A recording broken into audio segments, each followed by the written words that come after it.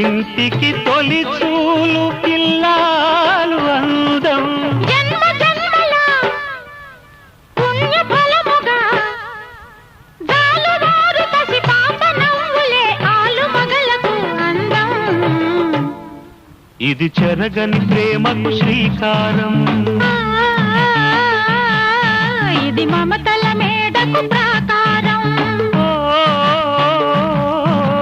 పండిన కలలకు శ్రీరస్తు, పసుపు కుంకుమకు శుభమస్తు. కనివిని ఎరుగని అనురాగానికి